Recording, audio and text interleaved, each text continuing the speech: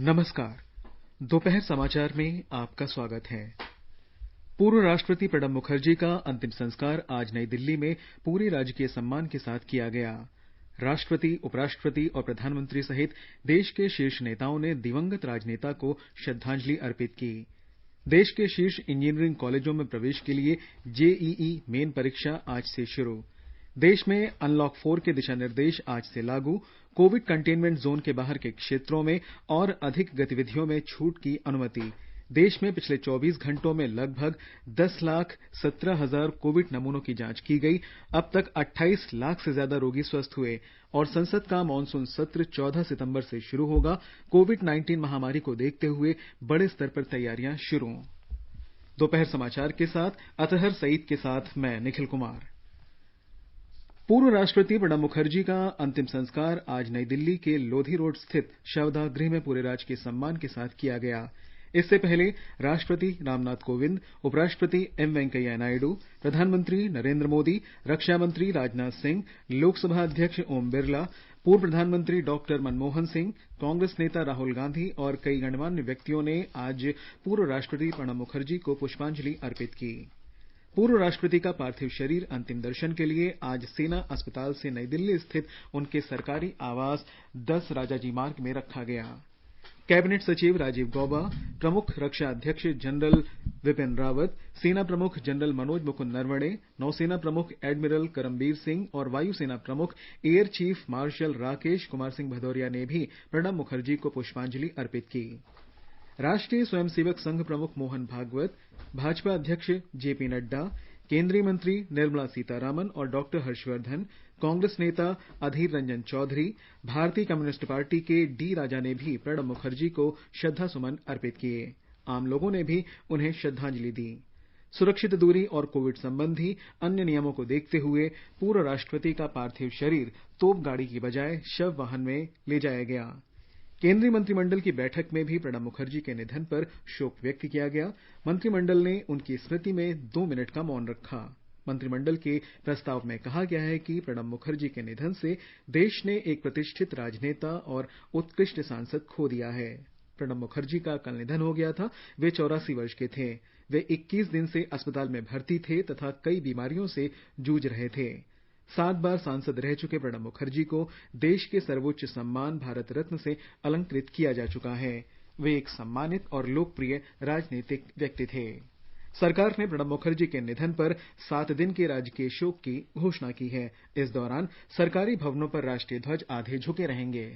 पश्चिम बंगाल के बीरभूम जिले के एक छोटे से गांव मिराटी में प्रणब मुखर्जी का जन्म 11 दिसंबर 1935 में हुआ। कोलकाता विश्वविद्यालय से इतिहास और राजनीति शास्त्र में स्नातकोत्तर की उपाधि तथा विधि में उपाधि प्राप्त करने के बाद उन्होंने कॉलेज शिक्षक और पत्रकार के रूप में अपना जीवन शुरू किया। राष्ट्रीय आंदोलन में अपने पिता के योगदान से प्रेरणा लेकर श्री मुखर्जी संसद के उच्च सदन राज्यसभा में चुने जाने के बाद वर्ष 1969 में पूरी तरह सार्वजनिक जीवन में कूद पड़े। उन्होंने केंद्रीय वित्त, रक्षा, विदेश और वाणिज्य मंत्री के रूप में काम किया। वह 5 बार राज्यसभा और 2 बार लोकसभा के लिए चुने गए। श्री मुखर्जी ने संसद के दोनों सदनों के नेता के रूप में भी काम किया। उन्होंने प्रशासनिक सुधार, सूचना का अधिकार, रोजगार का अधिकार, खाद्य सुरक्षा, ऊर्जा सुरक्षा, सूचना प्रौद्योगिकी एवं दूरसंचार, भारतीय विशिष्ट पहचान प्राधिकरण, मेट्रो रेल आदि की स्थापना जैसे विभिन्न मुद्दों पर गठित 95 से अधिक मंत्री समूहों की अध्यक्षता करते हुए सरकार के लिए महत्वपूर्ण निर्णयों तक पहुंचने में अग्रणी भूमिका निभाई।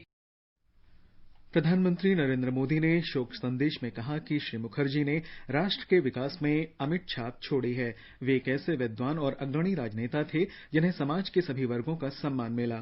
वे एक उत्कृष्ट सांसद होने के साथ ही बेहद मुखर और हंसमुख नेता थे। श्री मोदी ने कहा कि भारत के राष्ट्रपति के रूप में श्री मुखर्जी ने राष्ट्रपति भवन को आम नागरिकों के लिए पूरी तरह से खोल दिया था। एक भी मेरी मुलाकात पिछले 3 साल में राष्ट्रपति जी के साथ ऐसी नहीं रही जिसमें उन्होंने पिता की तरह, और मैं बहुत अंतर्मन से कह रहा हूं, कोई पिता अपने संतान की जैसे देखभाल करे, ये राष्ट्रपति के दायित्व का हिस्सा नहीं था, लेकिन उनके भीतर का इंसान अपने एक साथी की चिंता। और मैं मानता हूं कि ये व्यक्तित्व, ये संबंध, ये रूप राष्ट्र जीवन के लिए एक बहुत बड़ा हम जैसे लोगों को प्रेरणा देने वाला काम होता है, और वो काम प्रणब दा ने किया। गृह मंत्री अमित शाह ने कहा कि श्री मुखर्जी विपक्ष को साथ लेकर चलते थे और भारतीय राजनीति में उन्होंने महत्वपूर्ण योगदान दिया है। सबको साथ रखने की कला उनको महारत थी। जब सत्ता में थे तो विपक्ष के लोगों के साथ तालमेल बिठाने में हमेशा वो काम करते रहे। जब विपक्ष में रहे तो एक रचनात्मक विपक्ष की भूमिका निभाने में भी कभी पीछे नहीं हटे। कांग्रेस को अपने सेवा का माध्यम बनाते हुए प्रणव दा ने एक लंबे समय तक भारतीय राजनीति को कंट्रीब्यूट किया, समृद्ध किया, एक अच्छा दिशा दर्शन किया। ये राजनीति में आने वाले हर युवा के लिए प्रेरणादायी रहेगा। सूचना और प्रसारण मंत्री प्रकाश जावड़ेकर ने श्री मुखर्जी के निधन पर संवेदना व्यक्त करते हुए कहा कि उन्होंने अपनी सभी जिम्मेदारियों का गरिमा के साथ निर्वहन किया। वो एक शिक्षक थे और सही रूप में पार्लियामेंट का उनका भाषण हो या कोई व्यक्तिगत मुलाकात हो, वो हमेशा एक अच्छे शिक्षक की भूमिका में ही पेश आए। एक महान राजनेता, एक धुरंधर रणनीतिकार, एक सभी पार्लियामेंट में एक गरिमा के साथ और राष्ट्रपति पद का निर्वहन भी बहुत गरिमा के साथ किया। उनको हमारी भावभीनी श्रद्धांजलि। मणिपुर की राज्यपाल डॉक्टर नजमा हेपतुल्ला ने भारत के पूर्व राष्ट्रपति प्रणब मुखर्जी के निधन पर शोक व्यक्त किया है। मुख्यमंत्री एन बीरेन सिंह ने अपनी संवेदना व्यक्त करते हुए कहा कि प्रणब जी एक राजनेता और अनुभवी सांसद थे और देश ने उनके निधन से मिट्टी का एक अनमोल पुत्र खो दिया है। राज्य सरकार ने 31 अगस्त से 6 सितंबर तक 7 दिन के राजकीय शोक की घोषणा की है। तमिलनाडु के कई राजनीतिक दलों के नेताओं ने पूर्व राष्ट्रपति प्रणब मुखर्जी के निधन पर शोक व्यक्त किया है। राज्यपाल बनवारीलाल पुरोहित ने कहा कि प्रणब मुखर्जी एक राजनेता के रूप में उत्कृष्ट रहे हैं। विपक्षी डीएमके नेता एमके स्टालिन ने कहा कि स्वर्गीय प्रणब मुखर्जी के योगदान को राष्ट्र के इतिहास में याद रखा जाएगा। मिजोरम के राज्यपाल पी श्रीधरन पिल्लई ने प्रणब मुखर्जी के निधन पर शोक व्यक्त किया है। राज्यपाल ने एक ट्वीट में शोक संतप्त परिवार के प्रति गहरी संवेदना व्यक्त की। मुख्यमंत्री जोरामथांगा ने भी शोक व्यक्त करते हुए कहा कि वह पूर्व राष्ट्रपति प्रणब मुखर्जी के निधन से दुखी हैं। राज्य सरकार ने 7 दिन के राजकीय शोक की घोषणा की है। देश के शीर्ष इंजीनियरिंग कॉलेजों में प्रवेश के लिए संयुक्त प्रवेश परीक्षा पूरी तैयारी के साथ आज शुरू हुई। लगभग 660 केंद्रों पर 1 से 6 सितंबर तक आयोजित होने वाली परीक्षा के लिए लगभग 9,58,000 उम्मीदवारों ने पंजीकरण कराया है। कोविड महामारी के दौरान आयोजित होने वाली ये पहली ऐसी परीक्षा है जिसमें लगभग 10 लाख छात्रों के लिए 600 से अधिक केंद्र बनाए गए हैं। ओडिशा, मध्य प्रदेश, राजस्थान और छत्तीसगढ़ सरकारों ने उम्मीदवारों के लिए मुफ्त परिवहन की व्यवस्था की है। आईआईटी के पूर्व छात्रों के एक समूह और अन्य छात्रों ने जरूरतमंद उम्मीदवारों के लिए परीक्षा केंद्रों में परिवहन सुविधा उपलब्ध कराने के लिए एक पोर्टल भी शुरू किया है। केंद्रीय शिक्षा मंत्री रमेश पोखरियाल निशंक ने मुख्यमंत्रियों से उम्मीदवारों को सहयोग करने की अपील की है। राष्ट्रीय परीक्षण एजेंसी एनटीए के महानिदेशक विनीत जोशी ने बताया कि उम्मीदवारों और केंद्र पर तैनात कर्मचारियों से एक व्यापक मानक संचालन प्रक्रिया के तहत सुरक्षित दूरी का पालन करने को कहा गया है। बिहार में जेईई मुख्य परीक्षा शांतिपूर्वक जारी है। राज्य में 43 परीक्षा केंद्रों में 6 सितंबर तक आयोजित होने वाली इस परीक्षा के लिए 61,000 से अधिक विद्यार्थियों ने पंजीकरण कराया है। परीक्षार्थियों को परीक्षा केंद्र में प्रवेश द्वार पर 3 परत वाले मास्क दिए गए। निरीक्षकों को भी दस्ताने और मास्क दिए गए हैं। परीक्षा केंद्रों के बाहर भीड़-भाड़ पर काबू रखने के लिए सुरक्षाकर्मी तैनात किए गए हैं। राजस्थान में परीक्षा केंद्रों पर कोविड से संबंधित नियमों और सुरक्षित दूरी का पालन करने के लिए विस्तृत व्यवस्था की गई है। ब्यौरा हमारे संवाददाता से। राज्य में जेईई मेन के अलावा 13 सितंबर को होने वाली नीट परीक्षा के अभ्यर्थियों और उनके अभिभावकों के लिए लॉकडाउन लागू नहीं माना जाएगा। गृह विभाग के प्रमुख शासन सचिव अभय कुमार ने बताया कि इन परीक्षार्थियों के अभ्यर्थियों और उनके अभिभावकों के लिए प्रवेश पत्र की हार्ड या सॉफ्ट कॉपी को वैध पास माना जाएगा। जयपुर शहर में Jaipur city transport services limited तथा अन्य शहरों में राजस्थान रोडवेज द्वारा नीट और जेईई मेन परीक्षा के अभ्यर्थियों को मुफ्त परिवहन की सुविधा प्रदान की गई है। विद्यार्थियों को यह सुविधा लेने के लिए महज अपना प्रवेश पत्र दिखाना होगा। कई सामाजिक संगठनों ने विद्यार्थियों के लिए परिवहन और रहने तथा खाने के प्रबंध भी किए हैं। जितेंद्र द्विवेदी, आकाशवाणी समाचार, जयपुर। गुजरात के शिक्षा मंत्री भूपेंद्र सिंह चुडासमा ने कहा है कि विपक्ष अधिकांश विद्यार्थियों के हित के बारे में नहीं सोच रहा है। भूपेंद्र सिंह राज्य में जेईई और नीट परीक्षाओं के आयोजन की तैयारियों की समीक्षा के बाद संवाददाताओं से बातचीत कर रहे थे। हमारे संवाददाता ने खबर दी है कि कोविड-19 महामारी के मद्देनजर इन परीक्षाओं के सुचारू आयोजन के लिए व्यापक प्रबंध किए गए हैं। इंजीनियरिंग और फार्मेसी अभ्यासक्रमों में प्रवेश के लिए हो रही JEE मेंस परीक्षाओं में करीब 38,000 छात्र उपस्थित रहने की संभावना है। पिछले वर्ष ये संख्या 44,000 थी, लेकिन कोविड-19 महामारी के कारण छात्रों की संख्या में कमी आई है। नेशनल टेस्टिंग एजेंसी द्वारा गुजरात के 13 जिलों में 32 केंद्रों पर आज से 6 सितंबर तक यह परीक्षाएं ली जाएगी। अहमदाबाद में 3 और गांधीनगर में 1 केंद्र रखा गया है। कोविड-19 महामारी के कारण एहतियात के सभी उपाय किए गए हैं। नीट की परीक्षा राज्य के 10 जिलों के 214 केंद्रों पर आयोजित होगी, जिसमें इस वर्ष 80,290 छात्र उपस्थित रहने की संभावना है। सभी परीक्षा केंद्रों को सैनिटाइज किया जा चुका है। परीक्षा के दौरान केंद्र सरकार द्वारा निर्धारित SOP का पालन करने के लिए सभी संबंधित जिला कलेक्टरों को सूचना दी गई है। योगेश पंड्या, आकाशवाणी समाचार, अहमदाबाद। ये समाचार आकाशवाणी से प्रसारित किए जा रहे हैं। ताजा समाचार जानने के लिए आप हमारे Twitter handle @AIR News Hindi को फॉलो कर सकते हैं। आगे बढ़ने से पहले मुख्य समाचारों पर एक नजर। पूर्व राष्ट्रपति प्रणब मुखर्जी का आज अंतिम संस्कार नई दिल्ली में पूरे राजकीय सम्मान के साथ किया गया। राष्ट्रपति, उपराष्ट्रपति और प्रधानमंत्री सहित देश के शीर्ष नेताओं ने दिवंगत राजनेता को श्रद्धांजलि अर्पित की। देश के शीर्ष इंजीनियरिंग कॉलेजों में प्रवेश के लिए JEE मेन परीक्षा आज से शुरू। देश में अनलॉक 4 के दिशा निर्देश आज से लागू। कोविड कंटेनमेंट जोन के बाहर के क्षेत्रों में और अधिक गतिविधियों में छूट की अनुमति। देश में पिछले 24 घंटों में लगभग 10,17,000 कोविड नमूनों की जांच की गई। 28 लाख से ज्यादा रोगी स्वस्थ हुए। और संसद का मानसून सत्र 14 सितंबर से शुरू होगा। कोविड-19 महामारी को देखते हुए बड़े स्तर पर तैयारियां शुरू। देश में कोविड-19 से स्वस्थ होने की दर में और सुधार हुआ है।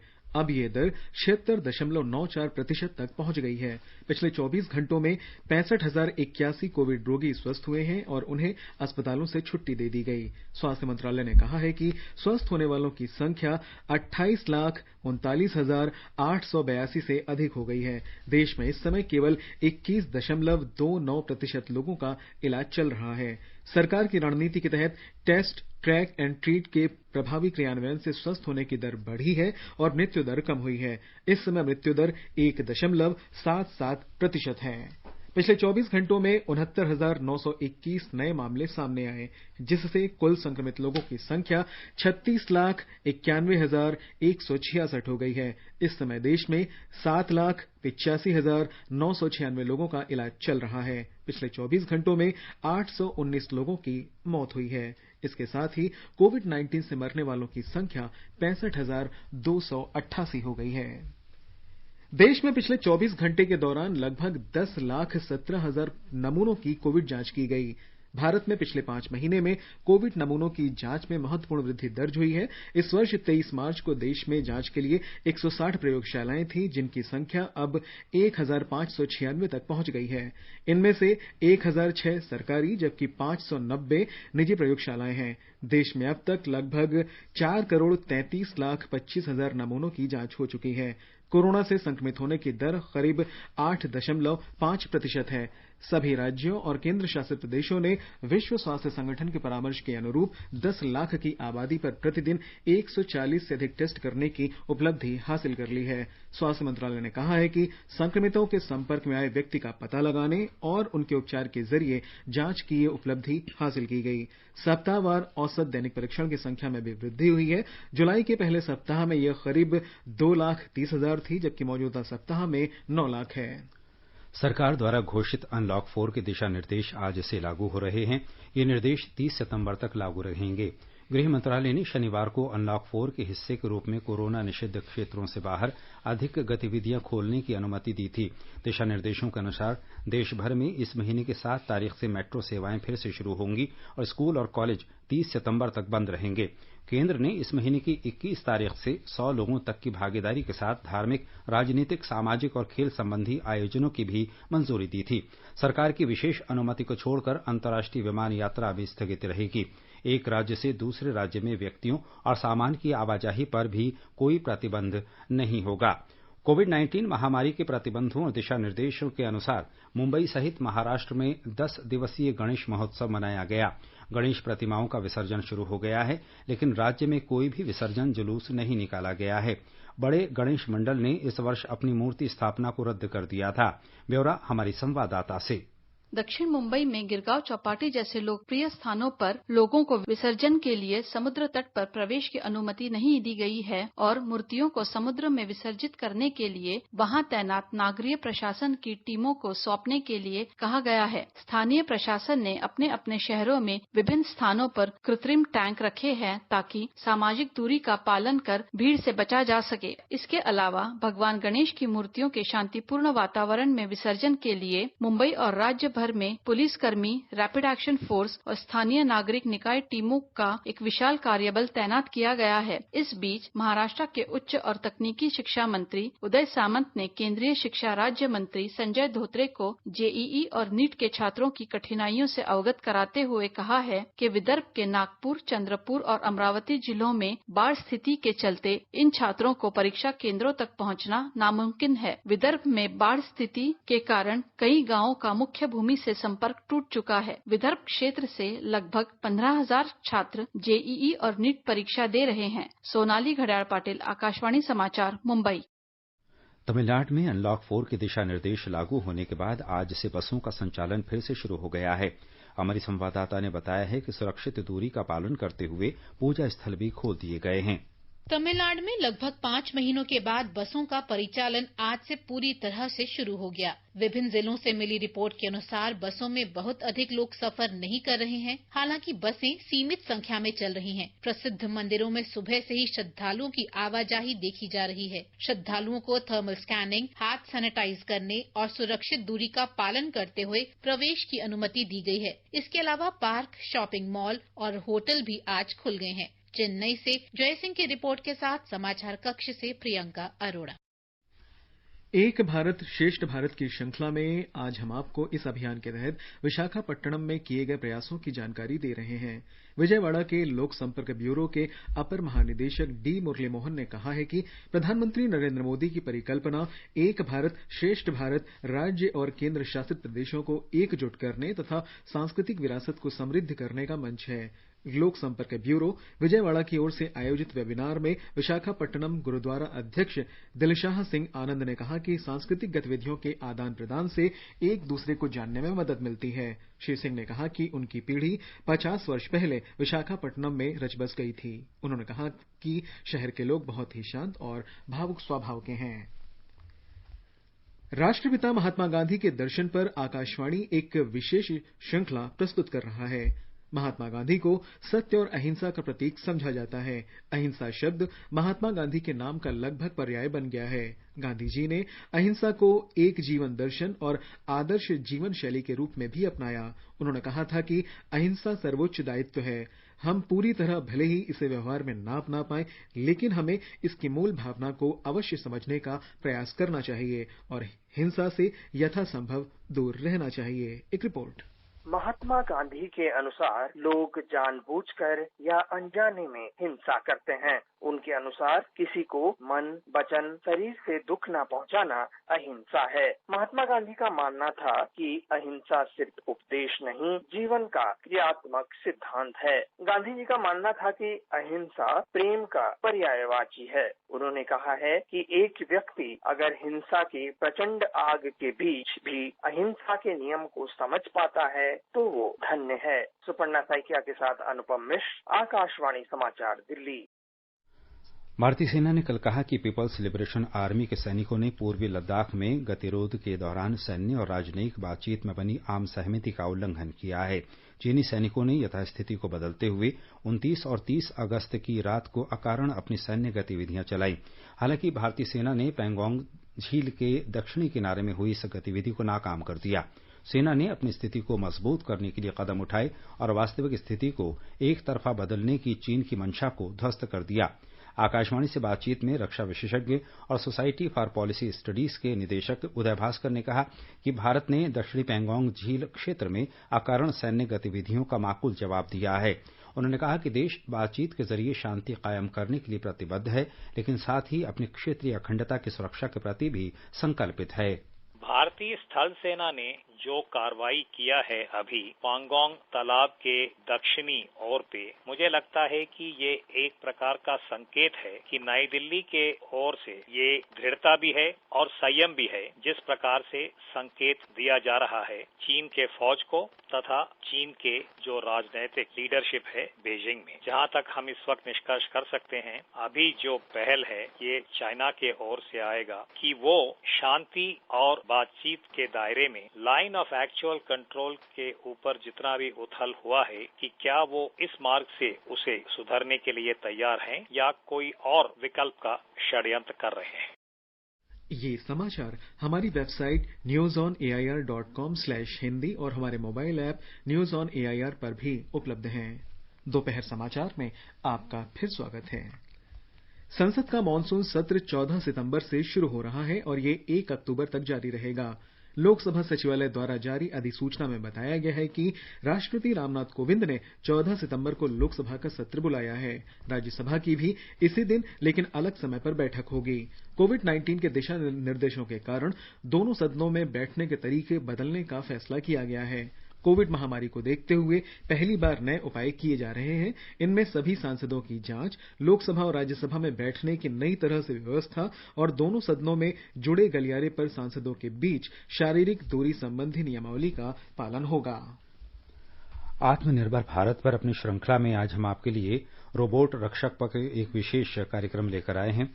कोविड-19 महामारी के बढ़ते फैलाव के विरुद्ध लड़ाई में रेलवे ने एक स्वास्थ्य सहायक रोबोट रक्षक तैयार किया है जो डॉक्टर और रोगी के बीच दूर से संवाद कर सकता है। ये रोबोट तापमान, पल्स, ऑक्सीजन का प्रतिशत जैसे स्वास्थ्य मापदंडों को नापने में सक्षम है। ये रोगियों को दवाइयां और भोजन भी पहुंचा सकता है तथा ये डॉक्टर और रोगी के बीच दो तरफा वीडियो संचार भी करेगा। ये 150 मीटर की दूरी तक सभी दिशाओं में आगे बढ़ सकता है।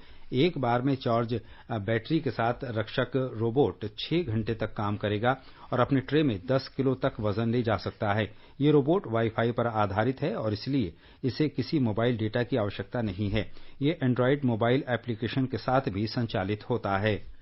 असम सरकार इस साल 2 अक्टूबर से अरुणोदय योजना लागू करने पर विचार कर रही है। विधानसभा में आज एक सवाल का जवाब देते हुए वित्त मंत्री हिमंत बिस्वा शर्मा ने कहा कि योजना के तहत लाभार्थी परिवारों को हर महीने 830 रुपए दिए जाएंगे। उन्होंने कहा कि विधवा, अविवाहित महिलाओं, दिव्यांगों और तलाकशुदा महिलाओं को लाभार्थी चयन में प्राथमिकता दी जाएगी। उन्होंने कहा कि 1.5 से 2 लाख आबादी वाले विधानसभा क्षेत्र से 17,000 तथा 1.5 लाख से कम आबादी वाले निर्वाचन क्षेत्रों से 15,000 लाभार्थियों का चयन किया जाएगा। राजीव कुमार ने आज देश के चुनाव आयुक्त का कार्यभार संभाल लिया है। 1984 बैच के भारतीय प्रशासनिक सेवा के सेवानिवृत्त अधिकारी श्री कुमार मुख्य चुनाव आयुक्त सुनील अरोड़ा और चुनाव आयुक्त सुशील चंद्र के साथ तीसरे आयुक्त के रूप में काम करेंगे। अमेरिका के शीर्ष राजनयिक ने कहा है कि उनका देश भारत को विश्व शक्ति बनाने में पूरा सहयोग देने को उत्सुक है। राष्ट्रपति ट्रंप के नेतृत्व में प्रशासन भारत को उत्तम रक्षा क्षमताओं के लिए सहयोग देने का इच्छुक है। अमेरिका के उप विदेश मंत्री स्टीफन बेगन ने कल अमेरिका भारत सामरिक तथा साझेदारी मंच की ओर से आयोजित तीसरे भारत अमेरिका लीडरशिप वर्चुअल सम्मेलन में ये बात कही। श्री बेगन ने कहा कि विश्व के 2 सबसे पुराने और बड़े लोकतांत्रिक देशों के बीच भागीदारी पिछले 2 दशकों में और समृद्ध हुई है। उन्हें आशा है कि इस दिशा में प्रयास आगे भी जारी रहेंगे। श्री बेगन ने कहा कि वैश्विक भू राजनीतिक और आर्थिक गतिविधियों का आधार अब हिंद प्रशांत क्षेत्र में केंद्रित हो रहा है, इसलिए भारत के साथ भागीदारी और अधिक महत्वपूर्ण हो गई है। इजरायल और संयुक्त अरब अमारात द्वारा आपसी संबंधों के सामान्य होने की घोषणा के बाद पहली वाणिज्यिक विमान सेवा शुरू हो गई है। इजरायल की इल अल एयरलाइन का पहला विमान इजरायल और अमेरिका के शिष्टमंडलों के सदस्यों को लेकर 3 घंटे की यात्रा के बाद कल अबू धाबी पहुंचा। इजरायली शिष्टमंडल का नेतृत्व वहां के राष्ट्रीय सुरक्षा सलाहकार मीर बेन शब्बात और अमेरिकी शिष्टमंडल का नेतृत्व राष्ट्रपति ट्रंप के परामर्शदाता जेरेड कुशनर और अमेरिकी सुरक्षा सलाहकार रॉबर्ट ओब्रायन कर रहे थे। इस उड़ान के लिए सऊदी अरब ने इजरायल के लिए आमतौर पर निषिद्ध अपने हवाई क्षेत्र का इस्तेमाल करने की अनुमति दी थी। देश की एकता और अखंडता को मजबूत करने के लिए प्रधानमंत्री नरेंद्र मोदी की परिकल्पना एक भारत श्रेष्ठ भारत को मूर्त रूप दिया गया। इसके जरिए देश के विभिन्न राज्यों और केंद्र शासित देशों में रह रहे विविध संस्कृतियों के लोगों के बीच तालमेल बढ़ाना जरूरी है। प्रधानमंत्री ने सरदार वल्लभ भाई पटेल की 140वीं जयंती के उपलक्ष्य में 31 अक्टूबर 2015 को एक भारत श्रेष्ठ भारत अभियान की शुरुआत की थी। इसके अनुसार प्रत्येक वर्ष हर राज्य और केंद्र शासित देश को किसी अन्य राज्य या केंद्र शासित देश के साथ जोड़ीदार बनाया जाता है ताकि लोगों को एक दूसरे की संस्कृतियों, परंपराओं और रिवाजों को जानने का अवसर मिल सके। दिल्ली में कोविड संक्रमण के प्रसार का पता लगाने के लिए मासिक सीरो सर्वेक्षण का तीसरा दौर आज शुरू हो रहा है। इस दौरान करीब 17,000 नमूने लिए जाएंगे। पिछला सीरो सर्वेक्षण 1 अगस्त से 7 अगस्त तक आयोजित किया गया था। इस सर्वेक्षण में राष्ट्रीय राजधानी के 29.1% लोगों में कोविड-19 संक्रमण से संबंधित एंटीबॉडी पाए गए। दिल्ली के स्वास्थ्य मंत्री सत्येंद्र जैन ने अगस्त सर्वेक्षण के बारे में बताया था कि इसमें 11 जिलों से 15,000 नमूने लिए गए थे। केंद्र शासित प्रदेश चंडीगढ़ के प्रशासक वीपी सिंह बदनौर ने डॉक्टरों को कोविड-19 के लक्षण वाले रोगियों पर ध्यान केंद्रित करने और उनके स्वास्थ्य का विशेष ध्यान रखने का निर्देश दिया है। उन्होंने ये भी कहा कि घर में पृथकवास में रह रहे संक्रमित रोगियों की नियमित रूप से निगरानी की जानी चाहिए। उनके स्वास्थ्य की स्थिति खराब होने या बिगड़ने पर उन्हें अस्पताल लाया जाना चाहिए। अस्पताल के कंट्रोल रूम को फोन पर प्रतिदिन रोगी की स्थिति के बारे में पूछताछ करनी होगी और उन्हें अस्पताल में शिफ्ट करने के लिए एम्बुलेंस तैयार रखनी होगी। इस तरह की सुविधा 24 घंटे उपलब्ध होनी चाहिए। गृह मंत्रालय के अनलॉक 4 के दिशा निर्देशों के अनुपालन में कर्नाटक सरकार ने प्रदेश में लॉकडाउन में और अधिक छूट देने की घोषणा की है। राज्य में स्कूलों में ऑनलाइन क्लास के संचालन के लिए 50% शिक्षण तथा गैर शिक्षण कर्मियों की उपस्थिति दर्ज कराने का आदेश दिया गया है। चंडीगढ़ प्रशासन ने पंजाब और केंद्र शासित प्रदेश चंडीगढ़ के राज्यपाल वीके सिंह बदनौर के कल जारी अनलॉक 4 के दिशा निर्देशों के अनुसार रात का कर्फ्यू हटा लिया है। प्रशासक मनोज परिधि के सलाहकार ने कहा कि अनलॉक 4 के संबंध में केंद्र सरकार से प्राप्त आदेश का सख्ती से पालन करने के लिए दिशा निर्देश जारी कर दिया गया है। जापान ने भारत को कोविड-19 आपात सहायता के रूप में 3,500 करोड़ रुपए की आधिकारिक विकास ऋण सहायता देने का वादा किया है। आर्थिक कार्य विभाग में अपर सचिव डॉक्टर CS महापात्रा और भारत में जापान के राजदूत सुजुकी सतोशी ने कल नई दिल्ली में इस आशय के दस्तावेज का आदान प्रदान किया। और अब एक नजर आज के मौसम पर। राष्ट्रीय राजधानी दिल्ली में आंशिक रूप से बादल छाए रहेंगे। न्यूनतम तापमान 25 डिग्री सेल्सियस रिकॉर्ड हुआ, जबकि अधिकतम तापमान 35 डिग्री सेल्सियस के आसपास रहेगा। मुंबई में हल्की वर्षा होने का अनुमान है। तापमान 24 डिग्री सेल्सियस और 30 डिग्री सेल्सियस के बीच रहने के आसार हैं। चेन्नई में न्यूनतम तापमान 25 डिग्री रहा और अधिकतम 35 डिग्री सेल्सियस रहेगा। कोलकाता में गरज के साथ छींटे पड़ने की संभावना है। न्यूनतम तापमान 29 डिग्री सेल्सियस दर्ज हुआ, जबकि अधिकतम तापमान 36 डिग्री सेल्सियस तक जा सकता है। केंद्र शासित प्रदेश जम्मू कश्मीर के जम्मू में न्यूनतम तापमान 24 डिग्री सेल्सियस रिकॉर्ड किया गया। अधिकतम तापमान 34 डिग्री सेल्सियस रहने का अनुमान है। शहर में आंशिक रूप से बादल छाए रहेंगे और वर्षा की संभावना है। श्रीनगर में न्यूनतम तापमान 17 डिग्री सेल्सियस और अधिकतम 34 डिग्री सेल्सियस रहने की संभावना है। लद्दाख में आसमान साफ रहेगा। तापमान 12 से 32 डिग्री सेल्सियस के बीच रहेगा। गिलगित में न्यूनतम तापमान 18 डिग्री सेल्सियस रिकॉर्ड किया गया। अधिकतम तापमान 25 डिग्री सेल्सियस तक जा सकता है। सामान्य तौर पर बादल छाए रहेंगे और हल्की वर्षा हो सकती है। मुजफ्फराबाद में न्यूनतम तापमान 17 डिग्री सेल्सियस रहा, जबकि अधिकतम तापमान 24 डिग्री सेल्सियस रहेगा। दोपहर या शाम को बादल छाए रहने की संभावना है। समाचार कक्ष से दीपिका शर्मा। केंद्रीय मंत्री डॉक्टर जितेंद्र सिंह ने कहा है कि राष्ट्रीय भर्ती एजेंसी की स्थापना के फैसले से भर्ती प्रक्रिया में बड़ा परिवर्तन आएगा। उन्होंने कहा कि इससे गांव और शहर दोनों जगह के लोगों को भर्ती का समान अवसर प्राप्त होगा। कल एक वेबिनार में उद्योग जगत, सरकारी क्षेत्र और शिक्षाविदों ने एनआरए की महत्वपूर्ण भूमिका के बारे में विचार विमर्श किया। इस अवसर पर केंद्रीय मंत्री ने बेहतर भर्ती प्रक्रिया और इस क्षेत्र में बेहतर तौर तरीकों पर बल दिया। उन्होंने कहा कि इससे सुशासन ही नहीं बल्कि सामाजिक तथा आर्थिक स्तर पर सुधार होगा। और अंत में मुख्य समाचार एक बार फिर। पूर्व राष्ट्रपति प्रणब मुखर्जी का अंतिम संस्कार आज नई दिल्ली में पूरे राजकीय सम्मान के साथ किया गया। राष्ट्रपति, उपराष्ट्रपति और प्रधानमंत्री सहित देश के शीर्ष नेताओं ने दिवंगत राजनेता को श्रद्धांजलि अर्पित की। देश के शीर्ष इंजीनियरिंग कॉलेजों में प्रवेश के लिए जेईई मेन परीक्षा आज से शुरू। देश में अनलॉक 4 के दिशा निर्देश आज से लागू। कोविड कंटेनमेंट जोन के बाहर के क्षेत्रों में और अधिक गतिविधियों में छूट की अनुमति।